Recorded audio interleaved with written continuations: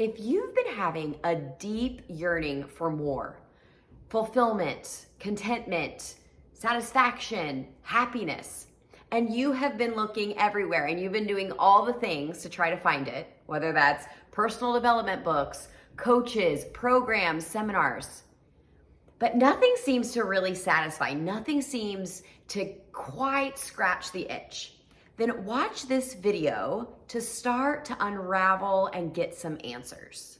If you haven't subscribed yet, hit the subscribe button, hit the bell. That way you are notified every time I release a new video on what it means to truly live from a place of freedom from the inside out.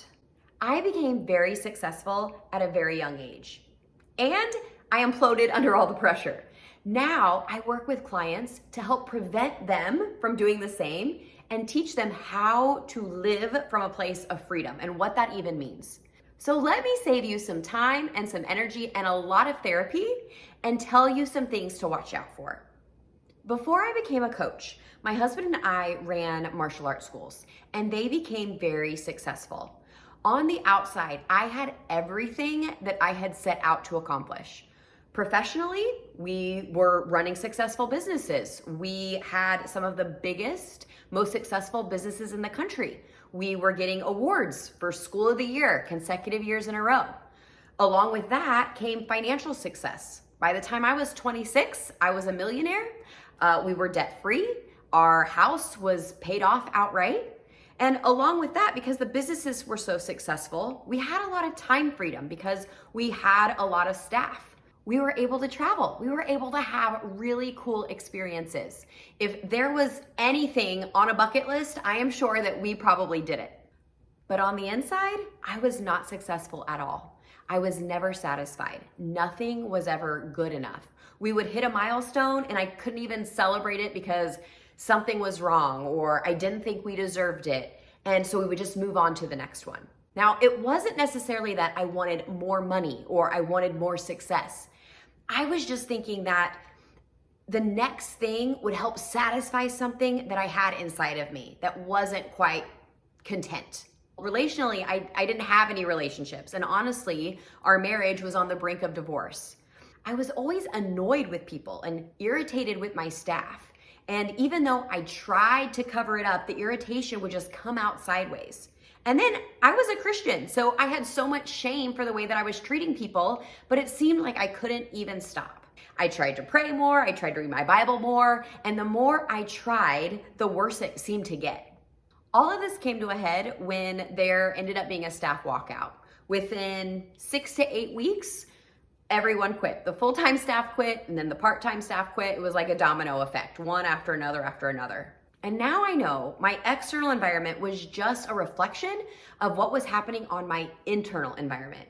And maybe you've experienced this too. When you're not feeling good about yourself, it's gonna come out on the people around you.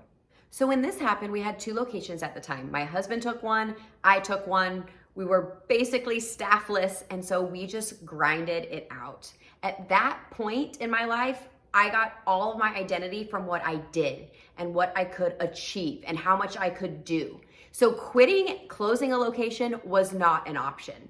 And there was this piece of me that thought that quitting was bad, that good Christians work hard. They don't quit. They steward what God has given them. They are responsible and they don't give up.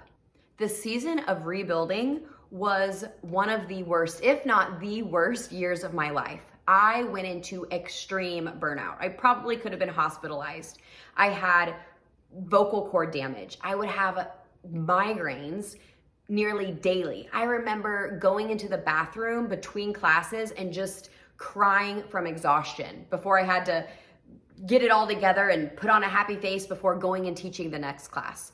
I was completely disassociated and disconnected from myself. There was just this terrible season of hopelessness. I know a lot of people have experienced burnout. So let me know in the comments, have you ever experienced burnout? How have you gotten out of it? And how do you prevent yourself from getting back into it now? I'd love to hear more in the comments. When we finally hired another staff member and I started to come out of survival mode and honestly just start processing what happened, it threw me into therapy. On the outside, it looked like depression. And It probably was depression. On the inside, though, it was a season of healing and a season of rest. I call this season of my life in a cave with God, because that's exactly what it was like. It was like going into a cave, just me and God, and he began to do heart surgery. I was on the surgeon table and I was just broken. It was like I was broken into pieces. I had literally come to the end of myself. All the striving, all the performing, all the earning, all the trying to do, all the trying to do better that I had been doing my whole life finally came to an end. And I came to the end of myself and God met me there. He began to reveal his true character to me, gentle and loving and gracious. And he just held me and he showed me that I am already enough. I don't have to do anything, and that I am loved for simply being. He taught me to simply be and how to rest in him. And after a while, I had a final test. I remember the night I felt like God was asking me to step away from the businesses. I'll never forget it because I was in bed and I was just sobbing because I was scared. It was like the final test of all the things he was teaching me and showing me and relaying a foundation and revealing to me all came to head at this decision. It was as if he was asking me, do you really trust me? And I said yes. And I'm here to show you I didn't even die, and neither will you. After officially stepping away from the businesses, I entered a season of simply being and understanding and resting in what that truly means for the first time probably since I was a kid. This is also the time where we adopted our son, and I was introduced to the world of life coaching. I was getting coached, and in that process, I started to feel a stirring. I started to feel God asking me and calling me to my new assignment, which now I know was coaching. I became a coach and created the program that I now run called The Journey to Personal Freedom, where I get to walk alongside women through the same process to freedom. So when I say personal freedom, I mean freedom from perfectionism and striving, from performance and insecurity, from shame and self-criticism, from rules-based religion and fear-based motivation. And we are running to unshakable internal peace and groundedness, contentment in who you are, and satisfaction in who you are and what you do and what you bring to the world, being able to live authentically and truly connect with other humans, to understand what it means to have fulfillment and what I like to call Godfidence. And of course, to be able to have that relationship, that true connection and intimacy with God, to be able to know that you are doing what you are put on the planet for, and to be able to know that you are hearing from him.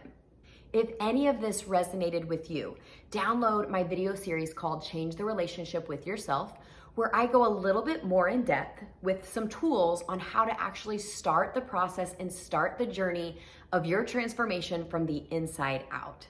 If you enjoyed this video, don't forget to like and subscribe for more videos just like it.